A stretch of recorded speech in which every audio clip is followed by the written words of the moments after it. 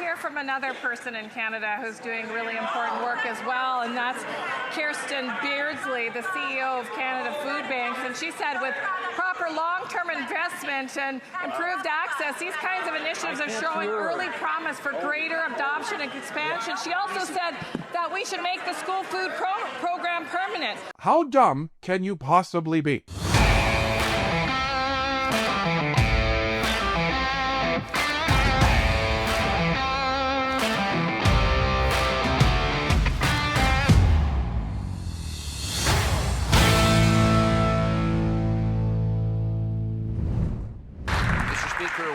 Canadians cannot afford a 10th costly budget that drives up the price of groceries and housing. What they need, in fact, is an affordable budget for an affordable life. This Prime Minister, though, has driven up the cost of the bureaucracy, the consultants, and therefore inflation, so Canadians are paying more for everything. We have put forward common sense proposals to make life more affordable, like eliminating all the hidden taxes on food. Will the Prime Minister put partisanship aside and work with us on an affordable budget for an affordable life? The Honourable Government House Leader. Well, happy days, Mr. Speaker. There will be an affordable budget for an affordable life presented in this House on November 4th. And we certainly hope the opposition leader will order his troops to vote for it instead of ordering the very nervous ones to vote against it and cause a very expensive Christmas election here in Canada. Will the opposition leader tell his very nervous troops to vote for our affordable budget on November 4th? The Honourable Leader of the Opposition. And let the gaslighting begin, everybody. Holy moly. Steve McKinnon is up there seriously saying that a bordering on $100 billion, that's the expected deficit, folks, $100 billion deficit is an affordable budget. Got it. If this isn't Doublethink 101, I don't know what is, folks. But you also have now the Liberals saying, well, if you don't vote for this budget, that we haven't made any effort to negotiate with the Conservatives, with the Bloc and the NDP on, if you don't vote for this, well, then you're going to cause a election this Christmas. So the Liberals, you want to go to election? It's like they're goading each other into trying to cause the election. And this goes right into our analysis before when we say whoever is the one that causes the election is the one that is going to lose. So this seems to be playing out kind of in real time here in this theatrics. There he goes, trying to use a costly budget to trigger a costly election. And we know what he wants to distract from the fact that this Prime Minister has broken every promise he's made by triggering a costly election on a costly budget. But, Mr. Speaker, Canadians shouldn't have to choose between a costly budget and a costly election. They can choose an affordable budget with an affordable life. And we're putting forward the proposals on how to do that, like eliminating the industrial carbon tax on our farmers who feed us. Will they take our positive, collaborative ideas for an affordable budget and affordable life? Yes or no? The Honourable Government House Leader. There he goes again, Mr. Speaker, with the imaginary taxes. More and more and increasingly, Mr. Speaker, in his own caucus he has imaginary friends. So this leader of the opposition understands, as all Canadians do, that they gave us a mandate 6 months ago for stability, for calm, not slogans, solutions, affordability, get a trade deal with the United States, and yes, Mr. Speaker, bring a plan and a budget to build a Canadian economy very strong. The Honourable Leader of the Opposition. Really, McKinnon? Gaslighting just went from 10 to 11. Now he's trying to say that the industrial carbon tax is imaginary. That carbon tax, too, is imaginary. This is what is going on now here, folks. Holy! It's unreal. Now, before we get into this any further, let's just look at these imaginary taxes, shall we?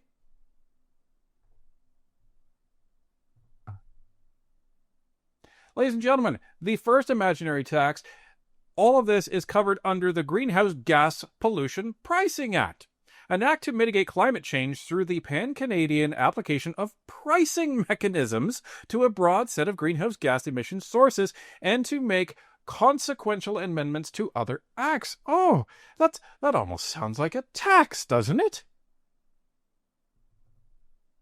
And here we go. See, there's that funny little logo up at the top. It's called the Government of Canada. And this says carbon pollution pricing for industry. Oh, it's almost like this is a carbon tax for industry. Or what's that called? Oh, yeah, the industrial carbon tax.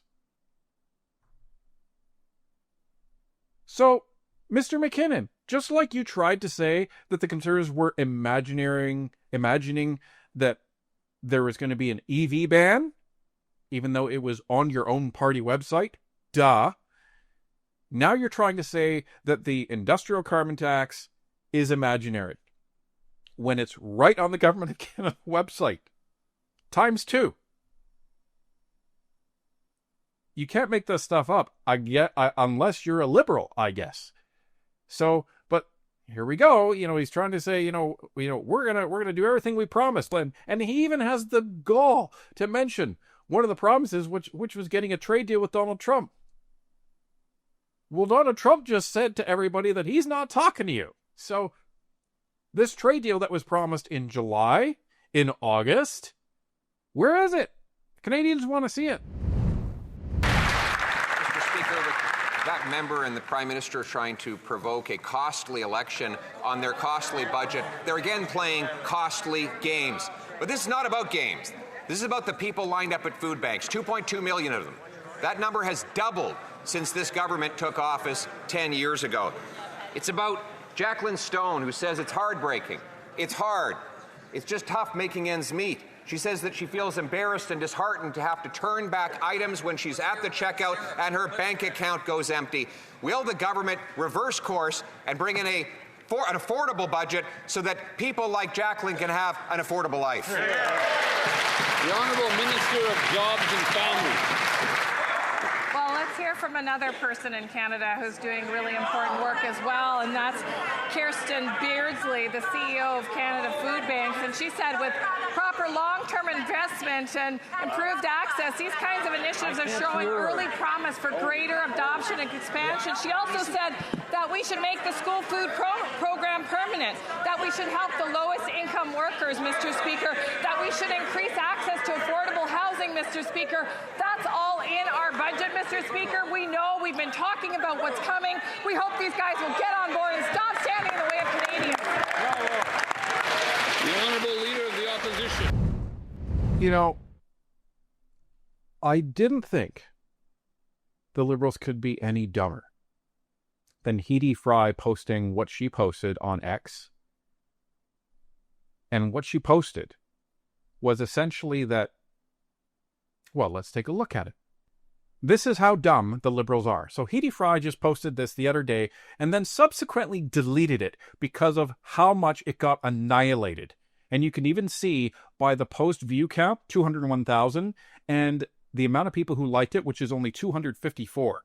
She says, "Oh my God, Conservative Party of Canada just defended their voting against the National School Food Program by saying that parents would prefer to feed their kids themselves rather than having government feed them." The logic here is what Patty Hajdu has also admitted out loud. How dumb can you be?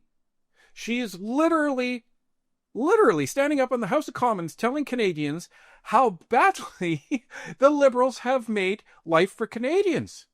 And she's citing this account from a president or a CEO of a food bank saying, yes, we need more funding. Please make it permanent because it's having an effect. It's having an effect in that there are so many more people coming to the food bank that they need more money to actually feed them. And Patty Hajdu then goes on to say, well, and make the school food program permanent.